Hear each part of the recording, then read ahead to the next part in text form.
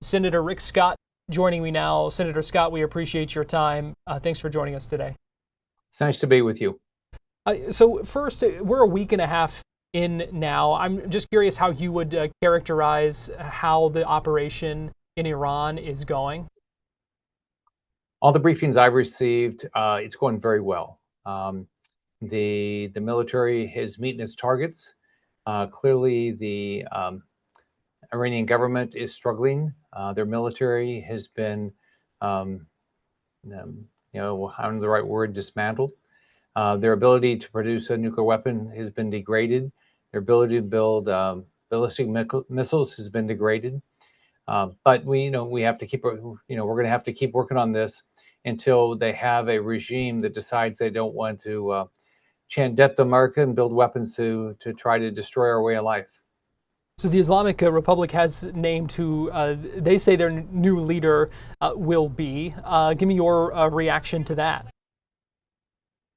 Well, I think his days are numbered. I think Israel clearly knows that as long as there's an Ayatollah that runs the country, it's going to be bad for Israel. So I assume that that Israel is going to continue to target their leadership until they get a leader that wants to, have peace and prosperity for Iranians, for Iraqis, for Israelis, everybody in the region. If that's Israel's intention, do you think the United States should continue to be part of those operations until there's a regime in place that the U.S. approves? Well, our role is different. Our role is we want to make sure that they don't have the ability to produce a nuclear weapon, don't have the ability to produce long-range ballistic missiles or even medium-range ballistic missiles, because they've been killing Americans for decades, and that's got to stop. We finally have a president that says enough's enough, and he's going to stop it. So that's what what's the mission of our military is right now. How do we make sure that this does not become a protracted or drawn out conflict in the Middle East like we have seen, time after time? Well, we have a different president. We have a president that doesn't want to get into forever wars. He doesn't like war, but he knows his responsibility is to defend the freedom of this country, and that's what he's working to do. So I know it's a president that's is willing to use the American military to defend our freedom and American lives, which I'm proud of that. But doesn't want to do this. Doesn't want to be he's not going to be doing regime change. He's not going to be, whether we like it or not. Whether we'd like to get a different regime, that's not what his focus is. He's then there to make sure they have no ability to produce nuclear weapons or long-range or medium-range ballistic missiles. At the same time, we know that the drawdown of operations in the Middle East has not historically always gone according to plan. So how do you make sure things go smoothly and safely once the United States decides it's time to end operations? Well, you can't. I mean, everything in life, it's still dependent on what other people do. But hopefully the Iranian people want a different government that will give each of them the same opportunities Americans have, that they can live in prosperity and peace. And they understand that if they want to live in prosperity and peace, then people around them have to live in prosperity and peace. We know that one of the U.S. service members who was killed overseas is a Florida native, Cody Khork. I'm wondering if you have spoken at all with his family, or what your message to them might be. We've reached out. We haven't spoken with them yet. My heart goes out to them. Nobody wants to lose a family member to war. I had the opportunity to serve in the Navy. My father fought in the Second World War. So my heart goes out to them. This individual is a hero.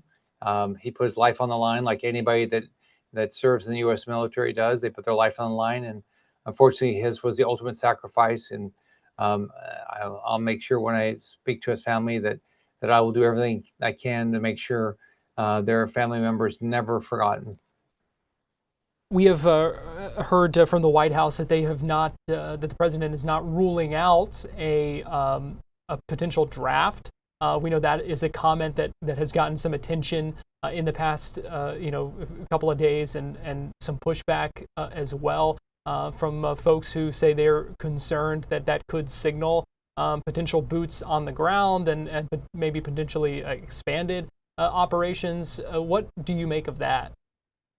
Well, first off, the president should never take things off the table. Um, we're in the middle of a very difficult conflict. He should take nothing off the table. Now we have record recruitment right now, so I can't imagine that we ever, would need a draft. I think there's plenty of wonderful people in this country to do what I did, and that's volunteer to serve in the military because they know it's a special purpose to defend the freedom of this country. Let me ask you about the economic impacts because we know folks here in Florida right now feeling the pain at the pump again this week. And so, what would your message be to folks here in Florida who may have already kind of been dealing with some struggles when it comes to inflation and high prices and an affordability crisis already in this state, and now seeing those gas prices, which had dropped down, creeping back up, and other costs that could also rise if conflicts continue? Well, I know people are struggling. Florida has not been adding jobs. For this last year, I think it lost 55,000 jobs. I think wages all across the country, including Florida, have not stayed up with the inflation that was caused by Joe Biden's administration. So clearly the increase in gas prices is a direct hit to Florida families. And the goal should be that we win this conflict as quickly as possible, and we'll be able to get gas prices down even below where they are.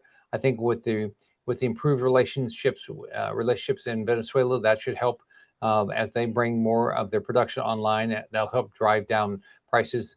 This administration is focused on how do we get less expensive energy because we know it's good for all Americans. I'd like to ask you about Cuba because we know there are a lot of folks clamoring for change in communist Cuba right now, especially after the U.S. has taken action in Venezuela, in Iran. Will Cuba be next? Yes. The government of Cuba is completely corrupt, like all socialist governments are. It's completely corrupt. There's a few people like Raul Castro's family that have all the money, and the rest of the people are starving.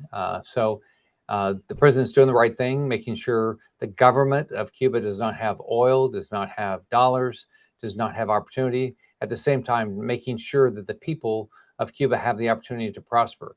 I think there's something that's going to happen. Hopefully, it'll be in the next few months where we have, just like we're on the path to do in Venezuela, where we'll have free and fair elections, and we'll go back to a robust democracy.